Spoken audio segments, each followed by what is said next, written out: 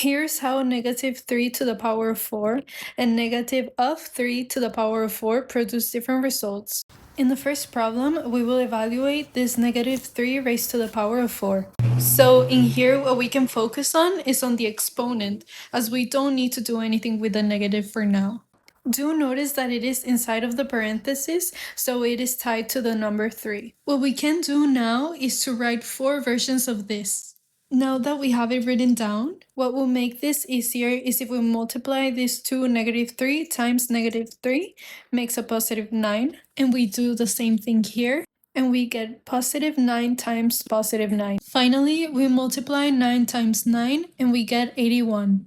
And here a tip to remember is that when a negative number is raised to an exponent, the result is positive if the exponent is even and negative if the exponent is odd. This second problem, a negative 3 raised to the power of 4, is a classic exponent trap. It may seem complicated at first, but if we pay close attention, we can see that the exponent only applies to the 3 because there are no parentheses tying the negative sign to it. So we can just reserve the negative for later. Now we can think of this as a 3 to the power of 4 and a negative outside of the parentheses. Then we can multiply 3 4 times again, and we can do that by multiplying 3 by 3 and 3 by 3. And we get 9 times 9. So again, we get 81, and all left to do is bring back the negative sign. Now we move on to this problem where we have a 3 raised to the power of negative 4. For this problem, it helps to look at the negative exponents from a different perspective. Think of exponents like an elevator. Positive exponents are above ground and negative exponents take you below ground.